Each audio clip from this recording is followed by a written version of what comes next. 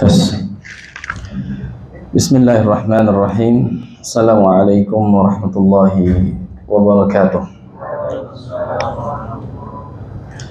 Alhamdulillahi ala ihsanih wa syukru lahu ala taufiqihi wa imtinanih.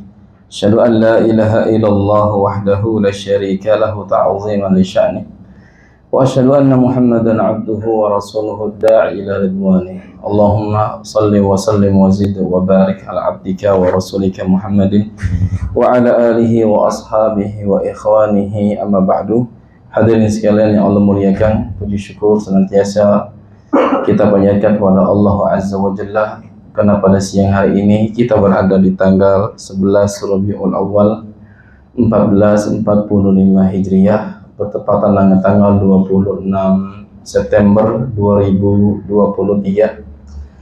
Di hari Selasa pekan keempat ini, alhamdulillah kembali kita berjumpa dengan izin Allah Subhanahu wa taala dalam keadaan sehat walafiat, dan semoga Allah senantiasa memberikan kita taufik dan hidayah agar selalu mentaatinya dalam keadaan bagaimanapun. Dan saya ingatkan, insyaallah taala 6 bulan ke depan kita akan masuki ibadah bulan Ramadan kepada Allah Subhanahu wa taala di tahun ini. Sebagaimana kebiasaan sebagian salaf rahimahumullahu taala, mereka berdoa kepada Allah selama 6 bulan agar Allah Subhanahu wa taala memberikan mereka kesempatan masuk ke dalam bulan Ramadan. Setelah itu mereka berdoa selama 6 bulan sekiranya amal ibadah mereka diterima oleh Allah Subhanahu wa taala. Dan ini kesempatan buat kita agar kita banyak berdoa kepada Allah agar kita bisa masuk ibadah Ramadan dalam keadaan sehat walafiat dan diberikan taufik oleh Allah untuk mengerjakan ketaatan kepadanya Subhanahu wa taala. Hadirin yang Allah muliakan, hari ini insyaallah taala kita akan melanjutkan kajian kita seputar untayan indah dari faidah-faidah dari surat Al-Fatihah.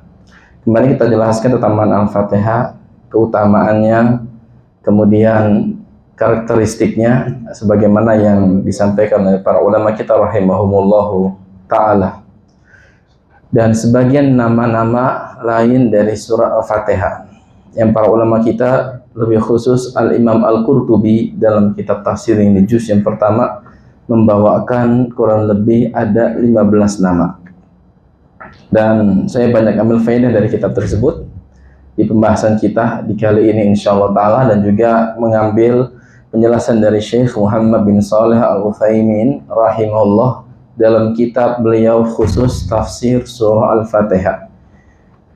Kemudian zaman cerita Allah Subhanahu wa taala kita akan mulai masuki pembahasan dalam surah Al-Fatihah ini. Dan perlu kita ketahui bahwasanya banyak khilaf nanti di sini ya. Ada beberapa khilaf maksud saya yang nanti coba kita dudukan permasalahannya dan kita akan sebutkan mana pendapat yang paling rajih di antara pendapat para ulama kita rahimahumullahu taala. Dan yang pertama adalah firman Allah Subhanahu wa taala, Bismillahirrahmanirrahim, dengan menyebut nama Allah Subhanahu wa taala yang Maha Pengasih lagi Maha Penyayang. Zaman cerita Allah Subhanahu wa taala, bismillah secara umum kata para ulama ada 2 bagian. Ada bismillah yang ia merupakan bagian dari surah Al-Fatihah secara khusus, walaupun di sini ada khilaf. Yang kedua, Bismillahirrahmanirrahim yang ada pada surah An-Naml.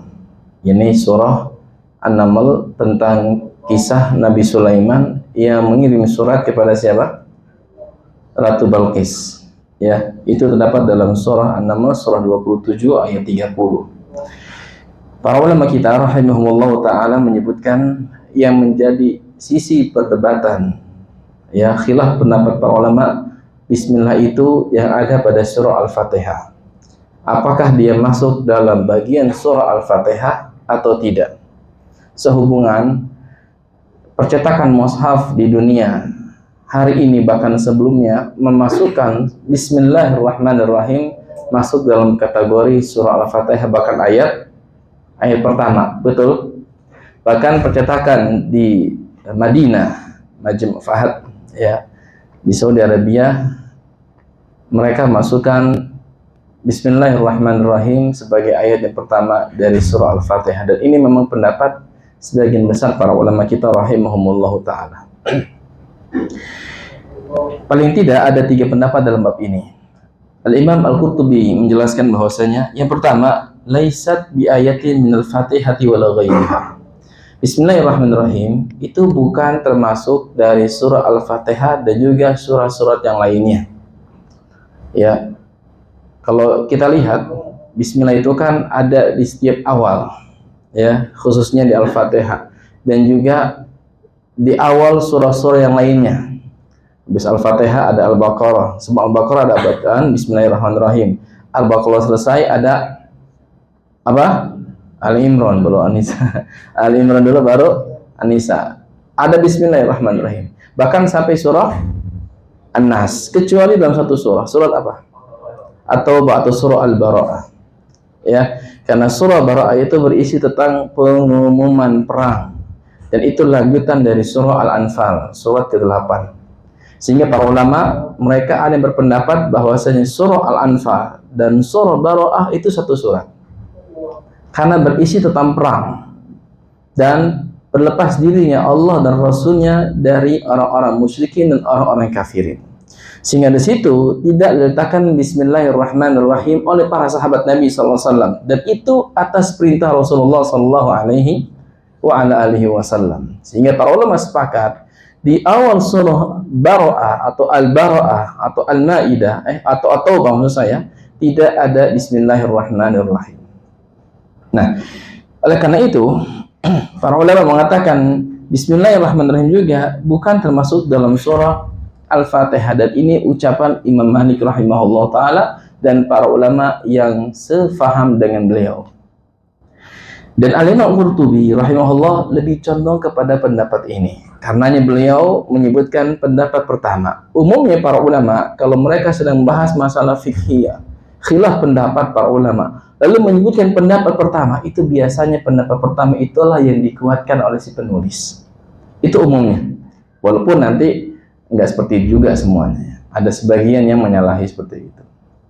Yang kedua, annaha ayatun min kulli surah. Bahwasanya Bismillahirrahmanirrahim adalah termasuk ayat pada setiap surat yang ada, tapi tidak termasuk ayat pertama. Ya, dan ini mana? Dalilnya adalah ketika Nabi alaihi salatu wasallam sedang rebahan, tiba-tiba terbangun dan tersenyum sallallahu alaihi wasallam.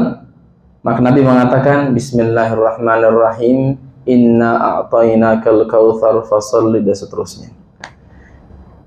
Ya, dan Nabi baca bismillah di situ. Menurut sebagian ulama, Bismillahirrahmanirrahim termasuk dalam surah Al-Kautsar dan surah-surah yang lainnya. Kenapa? Karena para sahabat menulis Bismillahirrahmanirrahim pada awal surat, kecuali dari surat apa? At-Taubah. Dan ini adalah pendapat Al-Imam Ibnul Mubarak rahimahullah ta'ala, seorang imam dari tabi'in dan kalangan ahli hadis. Pendapat ketiga, hi ayatun fil Fatihah. Dia termasuk satu ayat dalam surah Al-Fatihah, dan ini pendapat Imam Asy-Syafi'i, Imam Ahmad, Imam Abu Hanifah dan jumhur para ulama. Dan ini yang paling banyak diikuti oleh kaum muslimin. Oleh karena itu, mazhab Hambali yang ada di Arab Saudi sendiri memasukkan Bismillahirrahmanirrahim ke dalam bagian surah Al-Fatihah, dan ini pendapat yang menurut mereka dianggap lebih kuat. Ya, mana yang paling kuat jamaah? Yang tiga. Ada yang ngambil pendapat kedua? Pendapat kedua juga kuat loh. Imam Ibnu Katsir menjelaskan dalam kitab tafsirnya bahwasanya Bismillah itu ayatun mustaqillah, ayat yang berdiri sendiri. Dan dia tidak masuk dalam setiap surat yang ada.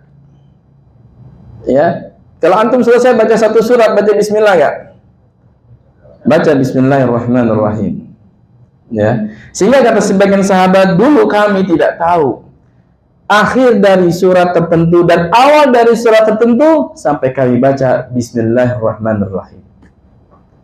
Dan mereka memahami Bismillah itu adalah ayatun mustaqillah min kulli surah. Ayat yang terdapat pada setiap surat, tapi dia berdiri sendiri, tidak termasuk dalam ayat pertamanya. Ini menurut sebagian para ulama kita, bahkan sebagian sahabat Nabi SAW. Ternyata wallahu a'lam, saya pribadi lebih menguatkan pendapatnya Imam Malik. Kenapa Ustaz? Sini ada berapa dalil, dan ini pula dikuatkan oleh Syekh Ibnu Utsaimin rahmatullahi alaihi rahmatan wasi'ah. Menunjukkan seorang muslim itu ya berlapang dada ketika ada khilaf. Satu. Yang kedua, khilaf ulama itu bukan dalil. Ketiga, kita memilih mana pendapat yang paling kuat ketika dalil itu dipandang lebih kuat dari yang lainnya tanpa harus menjatuhkan pendapat para ulama yang lainnya. Ketiga, ini masalah ijtihadiyah, masalah produk ijtihadiyah, sehingga ini sesuai dengan ucapan imam kita yang mulia Imam Syafi'i, beliau mengatakan qauli shawabun yahtamilul khata'. Ucapanku, pendapatku dalam pandanganku benar, tapi bisa jadi salah dalam pandangan Anda. Qauluka khata'un yahtamilus shawab. Tapi pandangan Anda barangkali salah dalam pandangan saya, tapi bisa jadi benar dalam pandangan Anda. Itu kata Imam Syafi'i rahimahullah ta'ala. Artinya beliau bersikap lemah lembut ketika menghadapi khilaf di antara kaum muslimin. Nah, jemaah cinta Allah Subhanahu wa taala, cukuplah buat kita, kata Al-Imam Ibnu Arabi rahimahullahu taala, bahwasanya Bismillahirrahmanirrahim itu bukan bagian dari surah Al-Fatihah. Buktinya apa? Buktinya ada khilaf di antara para ulama. Ya, buktinya ada khilaf. Kalau tidak ada khilaf, mereka justru apa? Sepakat. Lihat kata beliau. Wa yakfika annaha laysat minal Fatihati ikhtilafun nasi fiha wal Qur'anu la khilafa fihi. Cukuplah bagi dirimu bahwasanya Bismillahirrahmanirrahim itu bukan masuk dalam kategori surah Al-Fatihah dengan adanya khilaf di antara para ulama. Sementara Al-Quran haruslah secara qat'i disepakati oleh umat dan mutawatir, tidak ada yang dikhilafkan oleh para ulama. Betul kan?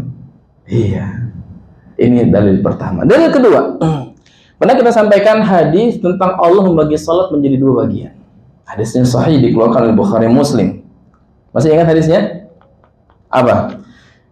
Ketika seorang hamba mengatakan ya Bismillahirrahmanirrahim, atau dia mengucapkan baca Bismillah lalu mengatakan Alhamdulillahirabbil alamin, kan Allah berfirman Subhanahu wa taala, majjadani abdi, hambaku memujiku. Di bagian awal hadis tersebut Rasul mengatakan sallallahu alaihi wasallam, qala Allah taala qasamtu sholata baini wa baina 'abdin nisfain. Aku membagi salat antara diriku dan hambaku dua bagian. Itu kata Allah Subhanahu wa taala. Wa li 'abdi ma sa'ala. Bagi hambaku apa yang dia minta kepadaku. Karena Al-Fatihah ini adalah doa yang diminta oleh seorang hamba, Allah akan memberikan bagiannya. Dan sebagian dari isi Al-Fatihah adalah permintaan. Buktinya apa? Buktinya di awal Al-Fatihah isinya pujian kepada Allah. Dan di antara adab dalam berdoa kepada Allah Subhanahu wa taala adalah memuji-muji Allah. Karenanya Allah mengatakan, wali abdi masalah, bagi hambaku apa yang dia minta dalam surat tersebut. Fa'idha qala al-abdu, jika si hamba ini mengatakan dalam salatnya, apakah dia sebagai imam atau sebagai makmum atau dia sebagai orang yang salatnya sendirian, dia pasti baca Al-Fatihah. Kalau nggak baca, sepakat ulama salatnya tidak sah. Bahkan Imam Syafi'i lebih syadid lagi pendapatnya. Dalam kitabnya Al-Um mengatakan, kalau ada imam baca Al-Fatihahnya salah, mengubah makna dan arti, serta terjadi lahnun jali, kesalahan yang jelas dari segi makhraj, panjang pendek, dan juga perubahan syakal, saya menganggap salatnya batal. Akhirnya seorang imam, dia harus sadar bahwasanya posisi dia sebagai imam itu bisa menjadikan salat semuanya itu berkualitas atau tidak, diterima atau tidak. Ya, karena memang Al-Fatihah sebagai apa? Rukun. Jangan sampai salah bacanya. Alhamdulillahirabbil alamin, baca Alhamdulillahirabbil alamin sampai itu, atau alamin, ain diganti hamzah. Ya. Ini perlu. Makanya belajar tajwid hukumnya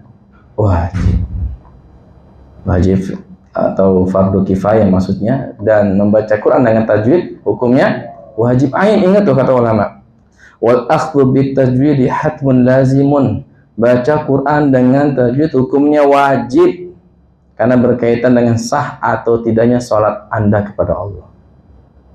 Ya. Nah, kemudian ketika hamba mengatakan alhamdulillahirabbil alamin, Allah berfirman, hamidani abdi, hambaku memuji aku.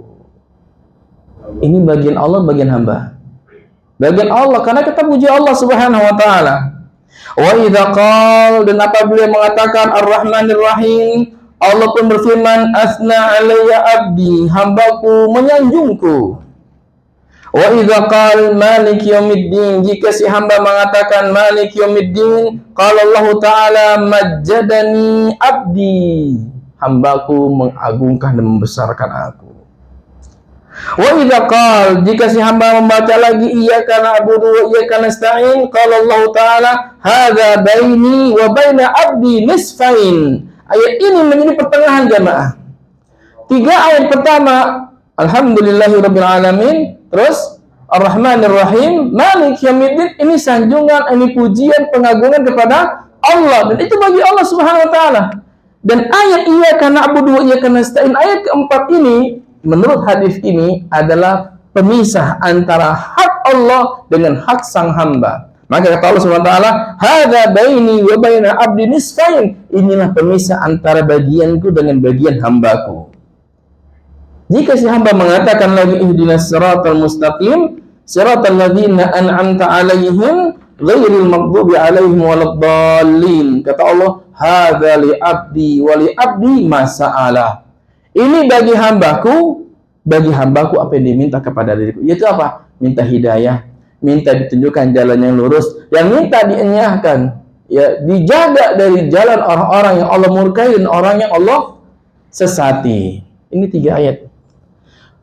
Di sini Nabi SAW menyebutkan langsung alhamdulillahirabbil alamin. Nabi nggak sebutkan bismillahirrahmanirrahim.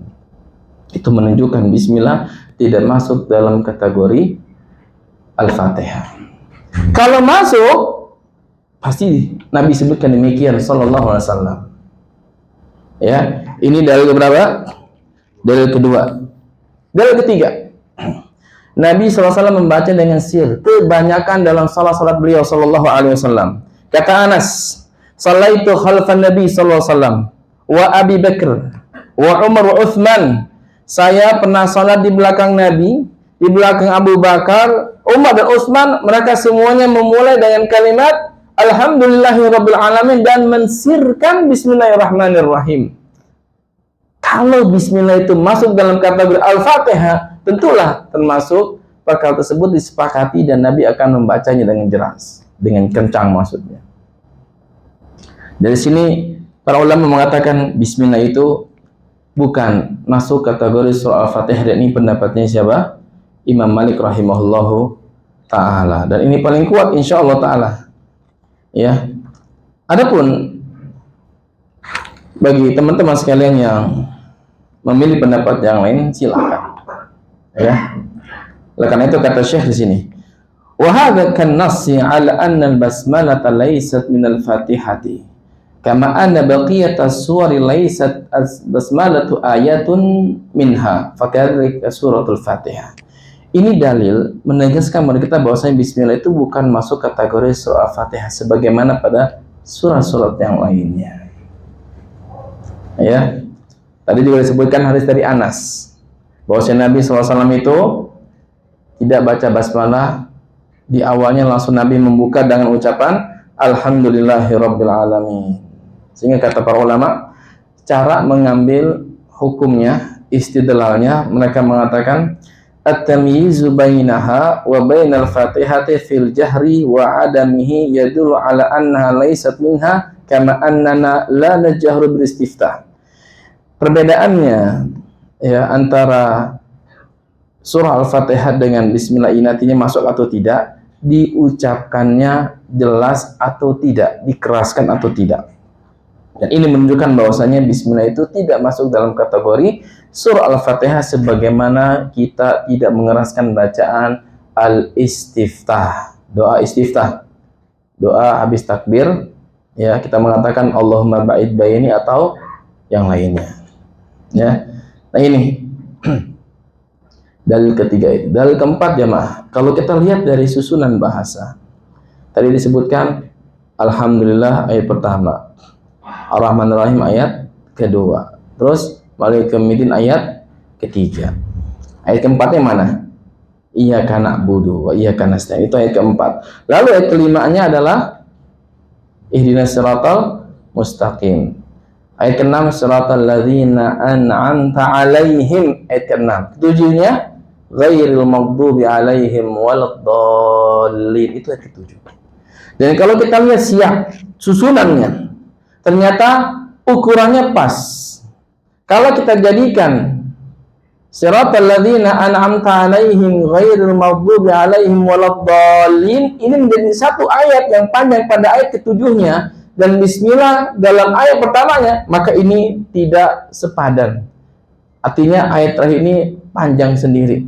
Dan ini lihat dari siyaqul lafaz, susunan kalimat dan susunan bahasa yang digunakan dalam surah Al-Fatihah. Ala kulli hal, teman-teman sekalian menanyakan bahwasanya pendapat yang rajih wallahu taala alam, sebagaimana dikuatkan oleh Imam Qurtubi dan dijelaskan pula oleh Imam Ibnu Katsir dalam tafsirnya di juz yang pertama, bahwasanya bismillahirrahmanirrahim itu kebanyakan para ulama, ya, juga berpendapat tidak masuk dalam kategori surah Al-Fatihah.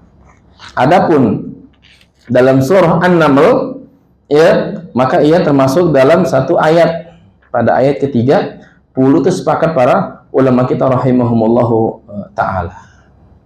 Baik, jemaah cinta Allah subhanahu wa ta'ala, kalimat ringkas dari bismillah adalah basmalah, ya. Basmalah ini artinya ucapan bismillah, lengkapnya bismillahirrahmanirrahim.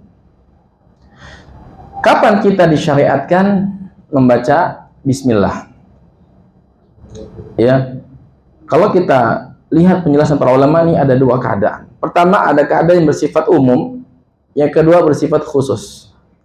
Yang bersifat umum, kita diperintahkan untuk membaca basmalah dalam keadaan bagaimanapun, keadaan-keadaan di mana kita dituntut banyak zikir kepada Allah Subhanahu wa taala. Sampai Aisyah mengatakan radhiyallahu anha, kana Nabi sallallahu alaihi wasallam yadhkurullaha ala kulli ahyan. Adalah Nabi sallallahu alaihi wasallam itu senantiasa berzikir kepada Allah dalam setiap keadaan. Nabi nggak pernah lepas zikir kepada Allah Subhanahu wa taala. Bahkan dalam keadaan tertentu saja yang sifatnya privasi Nabi sallallahu alaihi wasallam bersama istrinya, Nabi nggak pernah lupa zikir kepada Allah. Jadi kita disunahkan membaca bismillah pada setiap keadaan. Nah, adapun masalah-masalah khusus ini banyak, jemaah. Ya, masalah-masalah khusus, misalnya apa? Kita mau makan, kita mau minum, maka baca bismillah. Lengkap atau tidak? Hah? Bismillah aja, nggak pakai Ar-Rahman Ar-Rahim. Ya, oke, saya jelaskan. Sebagian ulama berpendapat, di antara Imam Nawawi, ya, dalam kitabnya Al-Adhkar dan dalam syarah Sahih Muslim. Kedua, Syekhul Islam Ibnu Taimiyah dalam Majmu' Fatawanya memilih pendapat tentang bolehnya menambah Ar-Rahman Ar-Rahim pada lafaz bismillah. Ya, dalilnya adalah sabda Nabi SAW kepada anak kecil, ya gulam, samillah wa kul biyaminik wa kul mimma yalik. Wahai anak kecil, ucapkanlah bismillah pada saat engkau makan, dan makanlah dengan tangan kananmu, dan makanlah dengan apa yang terdekat dari dirimu. Imam Nawawi berfatwa bahwasanya boleh menambah Ar-Rahman Ar-Rahim dalam bacaan bismillah pada saat kita mau makan. Dan ini pula dikuatkan oleh Imam Al-Ghazali dalam kitabnya Ihya Ulumuddin. Namun pendapat ini dibantah oleh Al-Imam Al-Hafidh Ibnu Hajar dalam Fathul Bari, bahwasanya ucapan Imam Nawawi yang mengatakan ada tambahan Ar-Rahman Ar-Rahim itu tanpa dalil. Justru kita meminta dalil khusus di mana Nabi mengatakan Bismillahirrahmanirrahim ketika mau makan. Ternyata nggak ada, ya. Sebab apa jamaah? Sebab nama Allah itu bukan hanya Ar-Rahmanir-Rahim. Nama Allah itu Al-Malik, Al-Qudus, As-Salam. Kan bisa saja kita mengatakan Bismillahi Al-Malikul Qudusus Salamul Mu'minul Muhaiminul dan seterusnya. Kenapa hanya mengatakan Ar-Rahmanir-Rahim? Gitu. Sehingga pendapat yang mengatakan Bismillahirrahmanirrahim lebih tepat. Kenapa? Pertama, tidak ada khusus penambahan Ar-Rahmanir-Rahim. Kedua, tidak ada riwayat dari Nabi SAW mengatakan dengan sempurna. Dan ini pendapat yang lebih kuat. Dan ini dikuatkan oleh Imam Al-Hafidh Ibnu Hajar di kalangan Syafi'iyah. Dan pendapat beliau membantah ucapan Imam Nawawi. Padahal Al-Hafidh sering membawa ucapan Imam Nawawi dalam kitabnya Fathul Bari. Ini menunjukkan bahwasanya para ulama itu walaupun mereka semadhab tidak harus saling mengikuti. Ada kalanya saling membantah satu dengan yang lainnya. Kenapa? Karena mereka berjalan bersama apa? Dalil. Oleh karena itu, yang disyariatnya pada saat kita makan dan minum adalah hanya mengatakan Bismillah. Kenapa? Karena kalimat Samillah, ucapkanlah nama Allah, kul Bismillah. Selesai. Dan itu telah mencukupi. Ya, telah mencukupi kita dari mengatakan seperti itu. Apalagi ikhwan, keluar rumah ada kalimat Allahumma bismillahi tawakkaltu 'alallah la haula wala quwata illa billah. Bahkan malaikat menyeru nanti hudita wa wuqita wa kufita. Engkau diberi petunjuk oleh Allah, engkau dijaga oleh Allah, dan engkau dicukupi oleh Allah Subhanahu wa taala. Maka syaitan saling berteriak, wah, begitu. Bagaimana mungkin kau bisa melakukan kemudaratan kepada seseorang yang dia dijaga, dicukupi, dan diberikan oleh Allah segala penjagaan serta kebaikan? Maka syaitan pun menyingkir. Nabi mengatakan Bismillahi tawakkaltu 'ala Allah la haula wala quwwata illa billah. Ya. Bahkan pada saat kita masuk kamar mandi, sitru baina a'yunil jinni wa 'aurati bani Adam idza dakhala al-kanif an yaqula bismillah. Penghalang antara pandangan jin dan aurat manusia ketika masuk ke dalam toilet jika si hamba itu mengatakan bismillah. Kapan bacanya? Sebelum masuk. Kalau udah masuk keluar dulu gitu, baca lagi. Disirkan bacaannya. Bismillah, masuk. Maka kalau kita melepas pakaian kita, apakah saat mau mandi atau mau buang air kecil, mau buang air besar, kita baca basmalah sebelum kita masuk, maka jin dan syaitan tidak bisa melihat aurat kita. Di sini ada isyarat yang lembut, kata para ulama, menunjukkan seorang muslim dia merasa malu ketika ada makhluk lain yang tidak kelihatan oleh dia apabila auratnya nampak di hadapannya, apalagi sama orang yang kelihatan. Kalau sama jin dan syaitannya kita malu, jangan sampai aurat kita dinikmati oleh dia, apalagi sama yang kelihatan. Maka itu hikmah. Makanya umumnya kaum muslimin punya sifat malu, auratnya nggak mau diperlihatkan. Makanya orang kafirin, ya, kalau sama bangsa jin saja dia sudah dinikmati auratnya, apalagi sama manusia. Lihat, ini isyarat kata ulama lembut banget kan. Karena itu baca bismillah itu bisa menangkal pandangan syaitan, menunjukkan syaitan itu melihat dari arah yang kita bisa tidak lihat. Kata Allah, innahu yarakum min haitsu la tarawnahum. Ya, sesungguhnya jin itu bisa melihat kalian dari arah di mana kalian yang bisa melihat mereka. Sehingga kata Imam Syafi'i, barang siapa yang mengaku bisa melihat jin dengan mata kepalanya, bentuk aslinya, dia kafir dengan ayat yang mulia ini.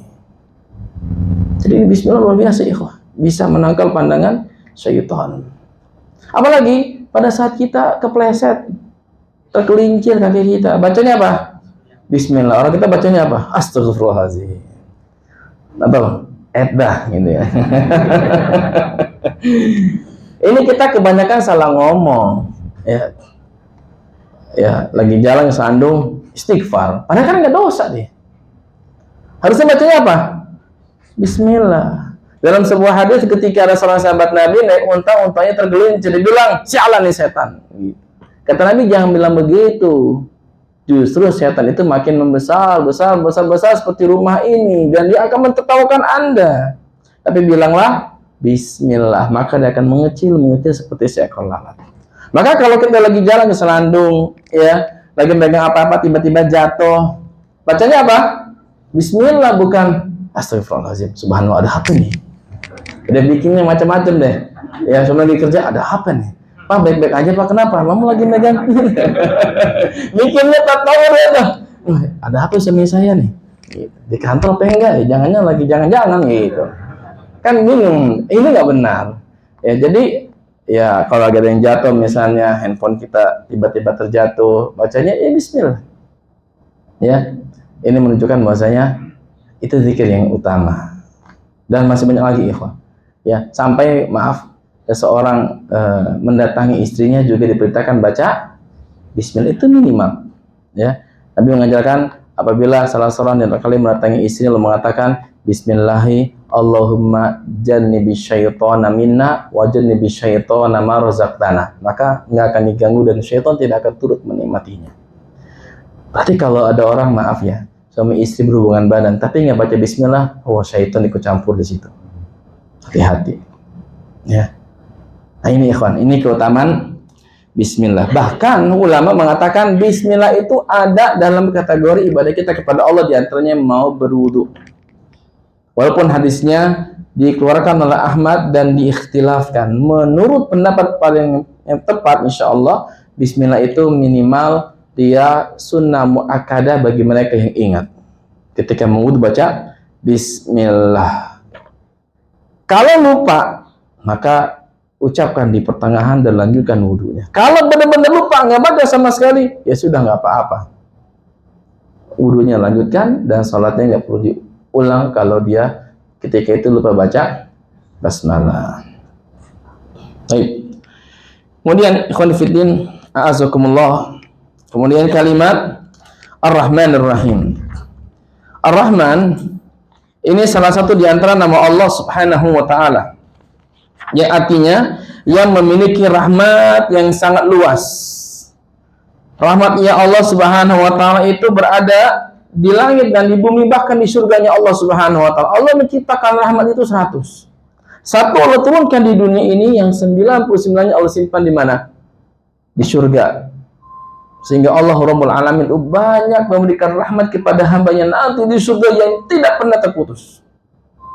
Bahkan kata Nabi SAW, saking luasnya rahmat Allah Subhanahu wa taala, Allah banyak memaafkan hamba-hambanya di kala itu yang banyak melakukan kedurhakaan waktu di dunia.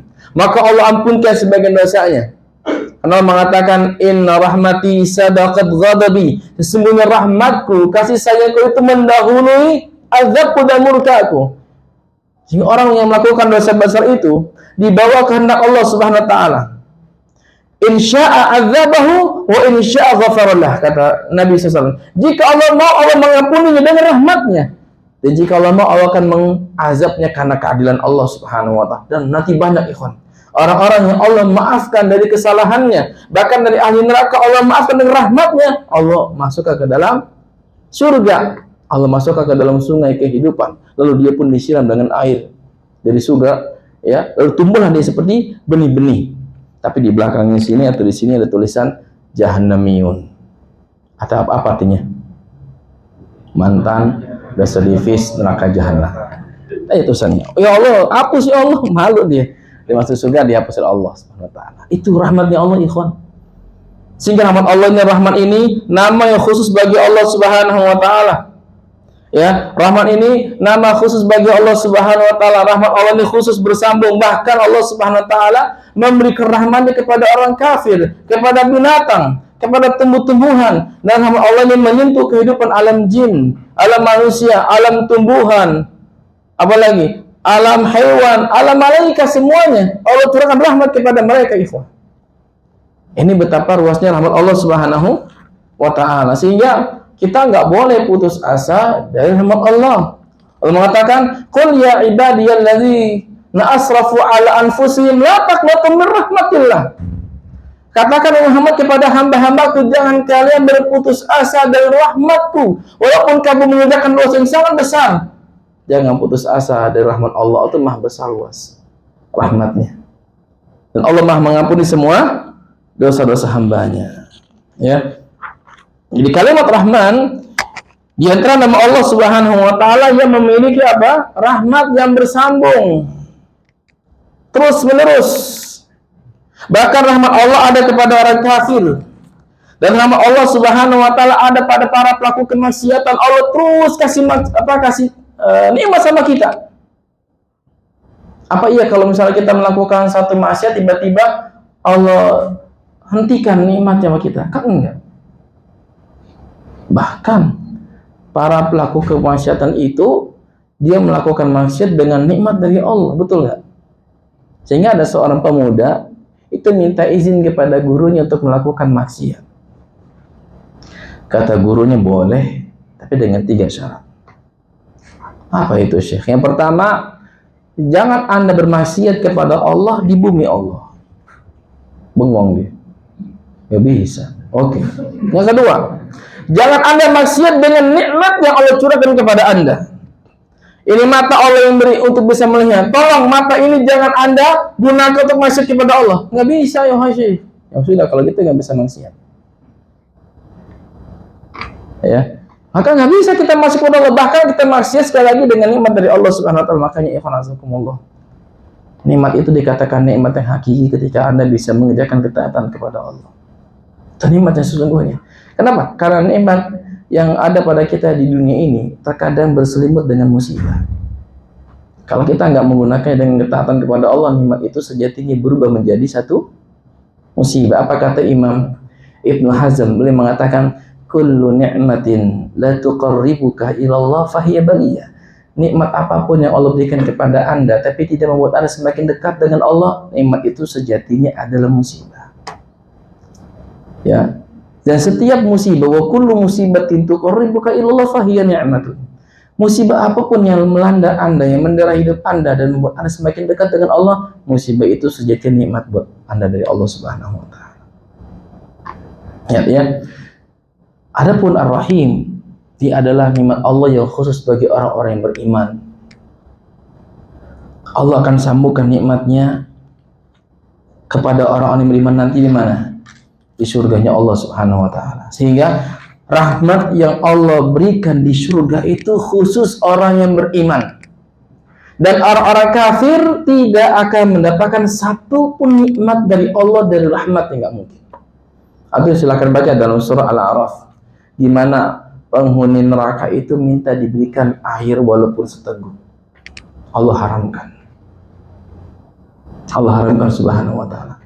Karena nikmat di surga adalah nikmat yang Allah khususkan bagi orang-orang yang beriman, ikhwan. Tidak ada orang kafir di sana. Orang kafir bisa masuk surganya Allah Subhanahu wa taala ketika unta baru bisa masuk lubang jarum. Sebagaimana Allah katakan dalam surah Al-A'raf. Jadi kalimat Rahman dalam ini ada di sisi perbedaannya. Kalau Rahman itu nikmat dan rahmat Allah yang bersifat umum. Orang mukmin, orang kafir, para pelaku ketaatan dan ahli maksiat dapat bagian nikmat dari Allah. Allah Subhanahu wa taala tidak akan menzalimi hambanya, walaupun hambanya zalim kepada Allah. Karena sifat Allah Rahman, Maha Pengasih kepada hambanya. Tapi kalau Rahim, khusus nikmat yang Allah berikan, kasih sayangnya kepada orang yang beriman di mana nanti? Di surga. Bahkan kata sebagian salaf, Rahim ini ada di dunia bagi hamba-hamba Allah yang merasakan betapa nikmatnya ketaatan kepada Allah. Itu Allah kasih taufik dan hidayah. Dan itu nikmat khusus buat kita sebagai orang yang beriman.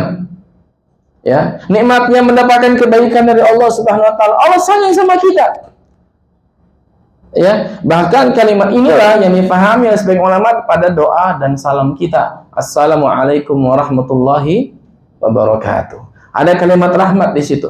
Ini rahmat yang khusus bagi orang-orang yang beriman, sehingga kita tidak boleh mendahului orang-orang kafir dalam memberikan salam. Kita nggak boleh mengatakan salam kepada orang Yahudi, orang Nasrani, atau dua Islam dengan mengatakan Assalamualaikum warahmatullahi. Kenapa? Di situ ada rahmat khusus dari Allah buat orang beriman. Kecuali kalau mereka dahulu mengatakan salam kepada kita dengan kalimat salam yang benar, salam Islami, Maka kita jawab dengan kalimat yang benar pula. Kata Allah, wa idza huyyitum bi tahiyyatin fahayyu bi ahsana minha aw rudduha. Jika kalian diberikan salam penghormatan oleh siapapun, maka jawablah salam itu dengan yang lebih baik atau semisal. Kata Ibnu Abbas, kalau orang kafir mengatakan assalamualaikum, salam islami betul, maka kita jawab yang semisal atau yang lebih baik sebagai bentuk keadilan dari Allah SWT. Tapi dengan catatan salamnya betul. Bukan dimain-mainin. Assalamualaikum. Ini bukan salam. Assalamualaikum bukan salam. Ajarin kita. Assalamualaikum. Ini bukan salam nih. Assalamualaikum bukan salam. Tahu arti apa? Apa arti Assalamualaikum? Ada nggak? Assalamualaikum. Ada. Atau kumnya panjang. Assalamualaikum. Nah, makanya jadi ustadz tuh jangan baper. Kalau dia minta assalamualaikum warahmatullahi wabarakatuh, jamaah cuma jawabnya sedikit. Saya ulangin ya salamnya ya, mana nih suaranya?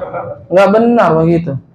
Karena kalau orang mengucapkan salam kepada seorang itu wajib menjawab. Tapi kalau kondisi banyak, jadi fardu kifayah. Siapapun yang menjawab mencukupi bagi yang lainnya. Jadi nggak perlu diulang.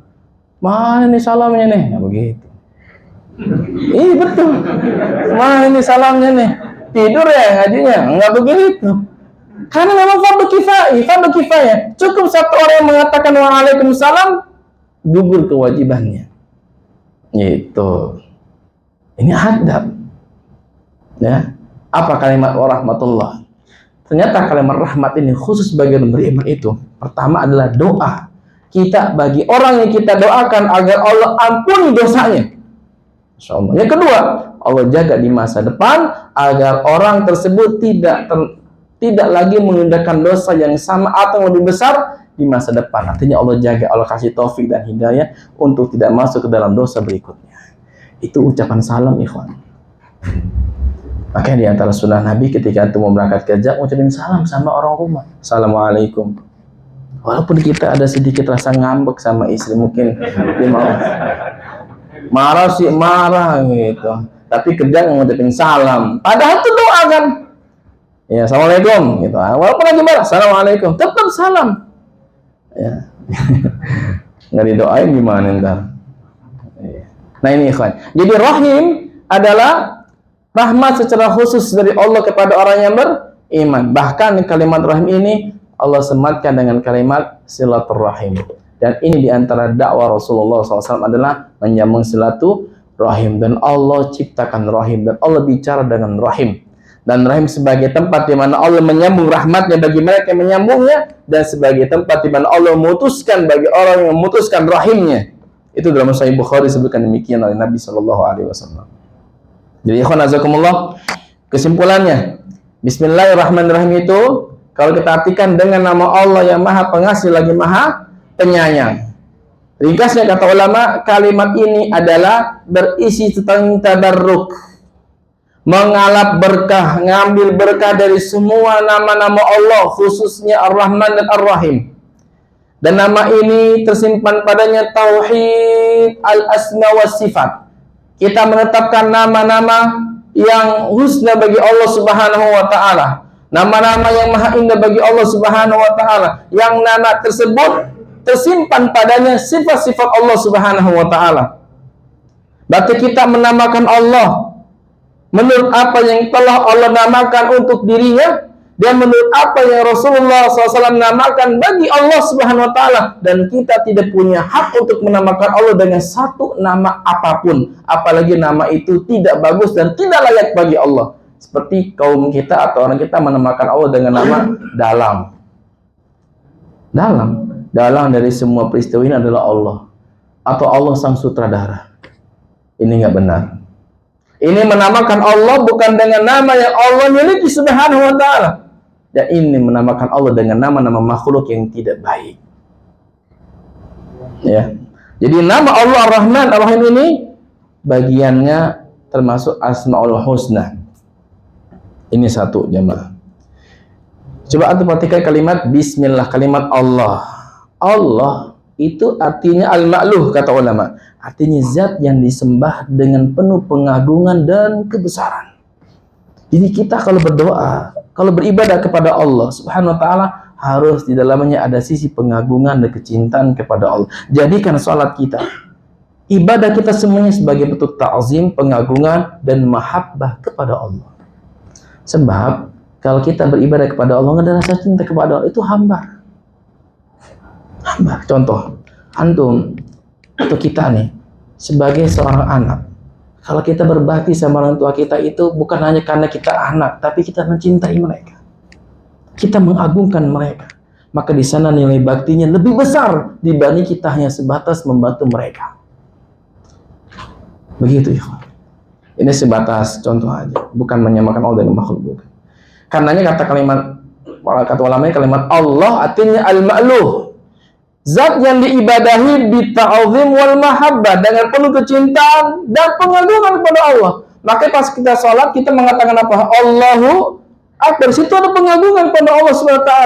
Dan kita ada ruku, ada sujud sebagai bentuk kerendahan diri kita kepada Allah. Ada permintaan yang dengan kita cinta kalau Allah berikan kita permintaan tersebut. Maka semua Allah dengan penuh kecintaan, pengagungan, pengharapan kepada Allah Subhanahu wa taala. Dan ini tersimpan pada kalimat Allah. Dan kalimat Allah adalah nama yang khusus bagi Rabb kita, Tuhan kita ini Allah Subhanahu wa taala. Yang semua nama yang 99 dan lebih itu kembali kepada nama ini. Kalau kita mengatakan ya Allah ya Rahman, bukan ya Rahman ya Allah, kan gitu.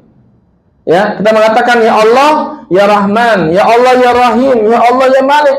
Kita nggak balik ya Malik ya Allah, ya Rahman ya Allah, enggak. Karena nama kita, nama Tuhan kita yang populer, yang semua nama itu kembali adalah nama Allah. Kenapa Allah? Karena nama tersebut yang menyimpan arti zat yang diibadahi, yang disembah dengan penuh kecintaan dan pengagungan, yaitu Allah Subhanahu wa taala. Makanya dalam syahadat kita mengatakan asyhadu alla ilaha, bukan asyhadu alla ilaha illallah, Rahman, bukan. Karena Rahman ini bagian dari nama Allah Subhanahu wa taala. Kita nggak mengatakan asyhadu alla ilaha illallah Malik, tidak, tapi illallah. Karena semua nama yang ada yang milik Allah kembali kepada satu nama ini. Maka di sanalah tersimpan makna yang paling dalam, penyebutan Allah Rabb kita satu-satunya, kita sembah dengan penuh kecintaan, pengagungan, dan kebesaran kepadanya Subhanahu wa ta'ala. Baik, ada waktu 5 menit. Kalau ada yang mau tanya, tafadhol. Kita baru masuk satu ayat. Nah. Jadi terkait dengan bismillah tadi, kan ada perbedaan juga, yang bismillahnya sudah jahar. Juga terkait mengenai tadi bismillah dalam Al-Fatihah atau di luar Al-Fatihah. Jadi kan kalau Imam Syafi'i itu kan tadi gabung ya, jadi bismillahnya dibacanya jahar. Sedangkan Imam Ahmad bin Hanbal bisa dengan dibacanya sir. Dan kalau berarti menyambung ayat tidak mulai dari awal, berarti apakah betul mengucapkan yang a'udzubillahi minasyaitonir rajim, jadi tidak bismillah. Kalau ayatnya dibaca katakanlah imam gitu kan, atau membaca Al-Quran tidak dari awal. Baik. Membaca Al-Quranul Karim di awal surat diperintahkan kita membaca bismillah. Dalilnya tadi hadis Nabi ketika Nabi turun dalam surah Al-Kautsar. Adapun di pertengahan surah, maka kita hanya mengatakan a'udzubillahi minasyaitonir rajim, langsung baca ayat tersebut. Karena tidak ada satu riwayat dari Nabi SAW yang mengatakan bismillah. Walaupun sebagian ulama ada yang menyukainya, sesekali boleh dibaca bismillahirrahmanirrahim. Dalilnya adalah ketika sebagian sahabat diperintahkan Nabi SAW menulis surat ini, ayat ini, ayat ini, ayat ini. Ketika turun sebagian ayat ini, Nabi nggak bilang bismillahirrahmanirrahim. Ya, dan itu tidak ada riwayat dari Nabi sendiri SAW itu mengatakan bismillah ketika di tengah-tengah ayat. Seperti itu memang. Jadi kalau baca Quran di tangan ayat, dia nggak baca bismillah. Timbul permasalahan. Gimana kalau lagi sholat? Kadang kita sholat itu misalnya satu surat dibaca menjadi 2. Ya, apakah dibaca bismillah ketika kita ingin melanjutkan dari ayat pertama ke rakaat kedua dengan surah yang sama tapi ayatnya kita lanjutkan? Apakah baca bismillah?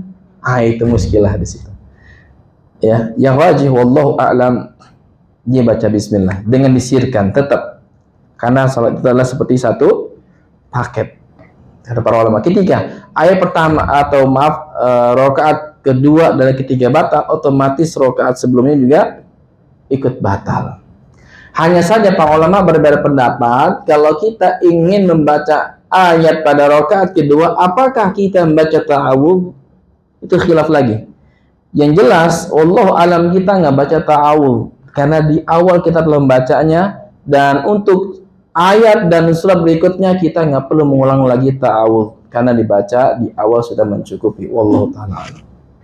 Kalau yang Bismillah tadi kan, yang Al-Fatihah ini kan ada imam yang mengucapkannya jahar sama sirri. Apa terkait mengenai bahwa Bismillah itu masuk ke dalam Al-Fatihah? Iya, sebagian ulama berpendapat seperti itu. Bahkan Imam Syafi'i menyukai agar kita mengeraskan Bismillah, tapi sesekali, sehingga untuk menghilangkan kesan, ya kata sebagian ulama, anda kalau anda membaca Bismillah dengan dijaharkan, karena kebanyakan manusia menganggap Bismillah itu termasuk dalam surah Al-Fatihah, dan saya juga dahulu bermaksud seperti itu, ya. Dan Al-Hafidz Ibnu Katsir nampaknya juga menguatkan masalah ini dalam sebagian tafsir. Nah, yang lain ada ya. Kalau terkait tadi kita melihat imam mengikuti imam yang dulu karena kita belum kenal gitu ya. Jadi misalnya lagi di jalan ada masjid, kita mampir sholat berjamaah. Dulu dapat imam yang bacaan Al-Fatihahnya tidak sesuai dengan kaidah tajwid. Yang akhirnya berubah makna. Tadi kan sudah diskusi tadi. Posisi kita sebagai makmum, apakah gugur kewajiban akhirnya kita tetap mengikuti sampai selesai atau kita meniatkan sholat sendiri? Iya, ini sebenarnya permasalahan juga ya. Masalahnya ada pada kita nggak tahu bagaimana kondisi imam di masjid itu. Memang harusnya imam itu adalah orang yang paling paham tentang kitabullah. Kata Rasulullah, ya ummul qaum aqra'uhum li kitabillah. Yang paling berhak menjadi imam pada suatu kaum adalah yang paling aqra' kepada kitabullah. Kata Imam Syafi'i, yang bagus bacaan Al-Qur'annya.